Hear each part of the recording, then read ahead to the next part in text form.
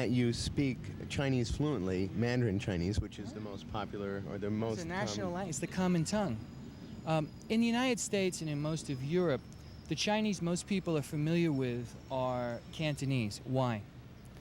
Previous until maybe about the past 5 or 6 years when mainland China opened up and Taiwan really started opening up, the people who moved all over the world were the Cantonese because they came from one very small province that was right next to Hong Kong where the British ships went everywhere.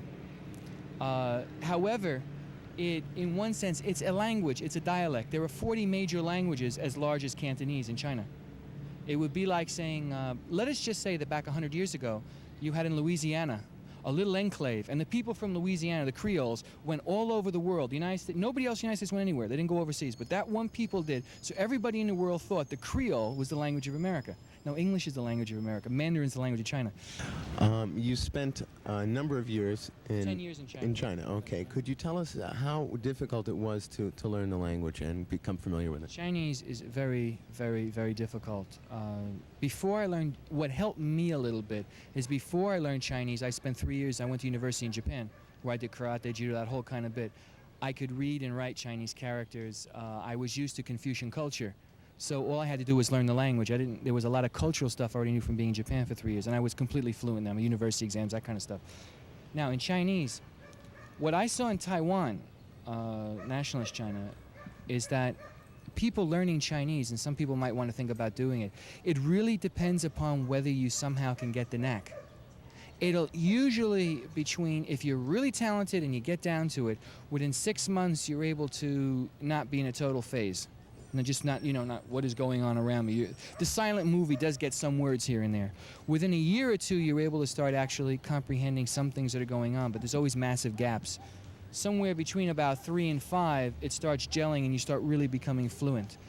Somewhere, probably around 5 or 6 or 7, for me anyway, I started thinking in it and dreaming in it. Like when I went and taught in Colorado in '79, I would be teaching classes, and in the middle of class for 10 minutes, I would be speaking Chinese and then not realize I was doing it. Because you don't really learn a language till you think in it and you feel in it. We're also joined now by Kenneth Van Sickle, who's also been a Tai Chi teacher here in New York for a number of years, and you have a couple of questions for Mr. Frantzis as well. Are there many high-level internal martial arts masters left in China? Not a whole lot. I've been going back and forth from China since '68. The saddest thing for me as a martial artist, it's like I'm an artist, is watching these people who are watching people like Picasso die and watching people like Horowitz die, and nobody who was even close to him. The people that were after him were not even close. It wasn't like, Chinese have a thing about, that which is old is really good, but to actually look at the levels that was there and see how dramatically different they are. The level of internal Chinese martial arts is really dropping. Revolutions, wars, famines, communism, political chaos, it's all taken its toll. And now the pursuit of money, the lack of time for people to do things. There are some. I spent most of my time really looking for those people. But people really need to understand that it's really kind of the general opinion that's held in China for high-level stuff. They are doing a lot of middle and low-level stuff in China. Is that everybody in China I have met is basically of the opinion that in the next 20 to 30 years, either people pick it up again and get it together or it's dead. It's just plain dead. It's going to go out. It's going to be like a cultural treasure that's just kind of died like the dinosaurs. Or else there could be a renaissance. There are some people you meet, they're very difficult to meet in China who are really good. It's no comparison to what you see in the States. I like America. I like America better than the Orient. I didn't go to the Orient because I thought it was a great place to live. You try dysentery, hepatitis, food poisoning, alienation on a regular basis. And if you like it, and I say you're a different person than I am, but the subject was so fascinating and so interesting to me, I went over there to learn. It is a higher level than what you get over here. And over there, it's incredibly sad just to watch how it's going down. It's losing. Mainland China was kind of the last hope, but now, well, communism is, shall we say, is not the best thing for artistic expression, And just like neither was the Third Reich, for that matter. And you have a real problem, and levels are going down. Nowadays, even in China, most people don't even know what really high-class internal martial arts are. You have to realize that 100 years ago, the internal martial arts dominated China.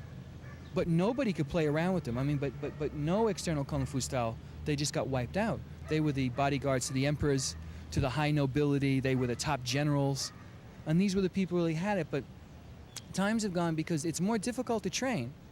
But yet what they're known for is they're people in their 70s, 80s, and 90s just being just like amazing, just like being stronger than they were when they were younger. That requires a lot of time and commitment to get something. The payoff is worth 100 times what you put into it. But nowadays, for a lot of reasons, things died. I mean, for example, I do Pakwa. A number of the top people in the Pakwa school, well, the thing almost got cut simply because bombs fell on them in World War II. Cannon went off and they happened to be in the wrong place at the wrong time. Chen Tinghua is one of the best Bagua people in the Boxer Rebellion, was saving somebody from getting killed. So, so 20p jumped up, he killed 15 German troops, but he got shot in the air because guns are more than people are, no matter who says anything to the contrary. And things have dropped, in time. And I think there's a real hope in the United States because, see, people here have time and they have interest and they have willingness. And I think if they can start becoming more open-minded and realizing that it's only through genuine open interchange that everybody pooling their stuff together at the level of the art can raise, if they don't do that, well, then the thing is going to be finished. I think America is the kind of place where a lot of people have got the time, have got the energy, and have got, for want of a better word, the economic capacity to buy their time and, not to have that much. And I think so it's possible. Whether it'll happen or not, I really don't know. That's going to kind of, be seen. There's no way of knowing. Do you think we can ever have the direction to do it? As you say, it may almost be too late.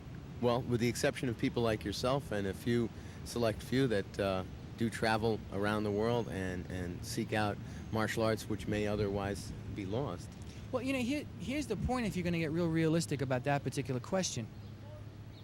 You only can do what is possible and what's in front of you. Like, I originally started teaching Tai Chi, not because I was out for it, but I had these, people who knew I did it, and they bugged me in 1972 for almost 3 months to teach. I wasn't going to teach.